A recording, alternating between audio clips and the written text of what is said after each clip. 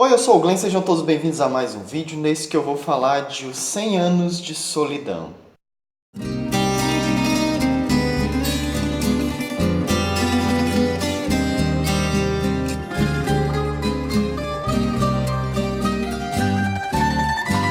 Turma, minha biblioteca ainda não está concluída, então eu estou sentando aqui provisoriamente perto dessa estante, né? Ao que parece, cada vídeo está sendo num cenário diferente, mas isso vai se ajeitar já já. E eu levei bom tempo para terminar de ler esse livro, 100 Anos de Solidão. Inclusive, na semana passada não teve vídeo no canal, acho que depois de quase um ano, sem falhar, a última quarta-feira não rolou vídeo.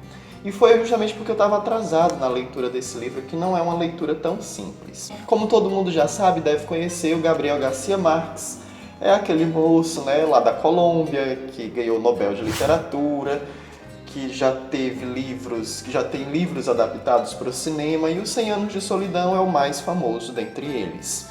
Bem, eu devo recomendar a você que, se você aguarda uma resenha completinha, uma resenha redonda sobre a obra, eu sugiro que você busque outro livro, porque eu tenho certeza que eu não vou conseguir contemplar todas as nuances e características que envolvem essa obra tão grandiosa. Esse é um livro carregado de linguagem poética, com algumas passagens bíblicas, né? É uma coisa bem interessante na leitura desse livro do 100 Anos de Solidão. Eu fiquei observando que alguns livros, quando fazem comparações românticas ou simbólicas, né, como nos livros da Virginia Woolf, por exemplo, quando ela diz que a moça caminhava naquele andado que significava uma série de pensamentos e que seu sentimento revoava como um pássaro, enfim.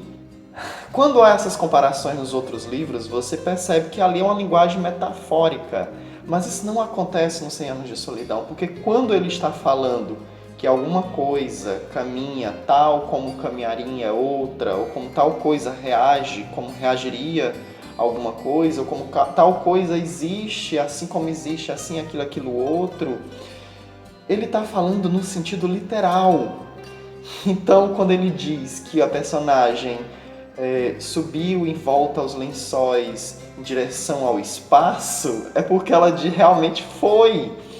E isso eu nunca tinha visto em nenhuma outra obra. Fui ver isso aqui no 100 Anos de Solidão. Essa é uma obra tão grandiosa que eu sei que eu não sou capaz de falar sobre ela em todos os seus detalhes e componentes. Então, eu vou dizer basicamente o que eu entendi, tá?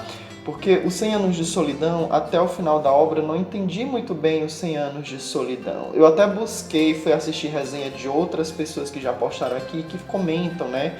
Que é sobre a busca interna de cada pessoa, que nós temos aqui a linhagem de uma família ao longo de 100 anos, e que essa busca, certamente, por ser uma busca individual e uma busca repetitiva ao longo das gerações, simbolizaria aí uns 100 anos de uma busca infrutífera, né? Eu não sei, tem a ver sim com o que a obra quer dizer, mas eu acho que o 100 Anos de Solidão é bem mais profundo, e essa profundidade foi que eu não captei. Basicamente, o livro é a história, o relato da família Buendia e toda a sua genealogia. Nós temos aqui, no início da história, a senhora Úrsula e o seu marido José Arcádio Buendia. Aliás, é bem interessante que a maioria dos livros hoje, né, a maioria das edições hoje, elas vão trazer uma árvore genealógica. Se eu encontrar alguma bacana, eu vou colocar aqui no vídeo para tentar facilitar a explicação desse livro, porque não é um livro fácil de entender, você se confunde muito com o nome desses personagens, porque esses nomes se repetem ao longo das gerações. Nós temos aqui o relato de 7 gerações de uma mesma família, e que os nomes dos homens se repetem. Ora são José Arcádio, ora são Aureliano. E aí tem algumas variações que vão te fazer entender quem é quem, né? Com muita dificuldade, mas vão. José Arcádio II, Aureliano II, Arcádio, só Arcádio, o Aureliano José, o Aureliano Cantor, o Aureliano Triste, enfim. O coronel Aureliano ou José Arcádio II, enfim. Mas, em contraposição, os nomes das mulheres não se repetem, com exceção da última mulher da linhagem, né, que se chama Amaranta Úrsula. Mas nós temos aí a Maria de la Soledade, nós temos a Úrsula, nós temos a Amaranta, nós temos a Fernanda del Carpio, nós temos a Pietra Cortes. Então são mulheres assim bem marcantes, em contraposição aos homens dessa família.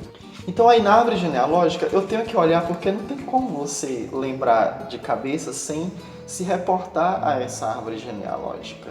Né? A linhagem começa com José Arcádio e a Úrsula, e eles têm 3 filhos, o José Arcádio, a Amaranta e o coronel Aureliano. E aí o Aureliano tem 17 filhos de nomes Aureliano.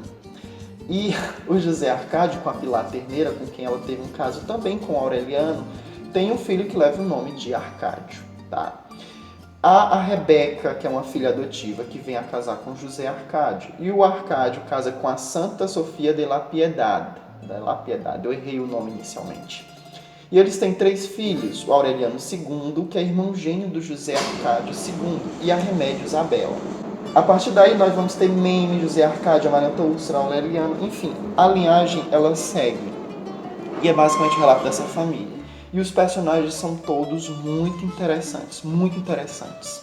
A impressão que você tem nitidamente quando você chega ao final da obra é que ela conclui com algo que você já sabia no começo da obra. Então é um artifício do Gabriel Garcia Marques reproduzir essa repetitividade, esse ciclo dessas famílias e a história dessas famílias para embutir no leitor que assim como a nossa história se repete, como já dizia a música ali do Belchior, nossos ídolos ainda são os mesmos e as aparências não enganam, não. Tem aquela parte que diz que nós ainda somos os mesmos e vivemos como os nossos pais, né?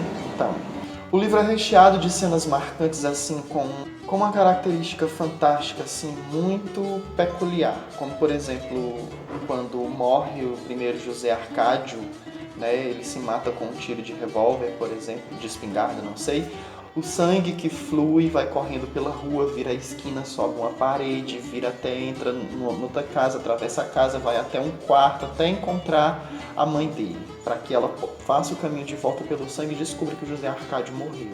Eu não sei bem qual é o propósito da narrativa dessa história dos 100 anos de solidão, mas o que eu sei é que ela consegue embutir no leitor esse sentimento de repetitividade, de que a história é velha, que a história é conhecida e que ela precisa ser compartilhada com aqueles de outras nações, talvez, que não conhecem. Porque tem isso, o livro não fala bem em que cidade é, em que país é que acontece. Nós conhecemos a cidade de Macondo, mas onde está essa cidade ninguém sabe. Pelo que as outras resenhas falam, pelo que os prefácios falam, mas não foi o que o livro me disse, mas sempre há alguém que diz que é um retrato da América Latina.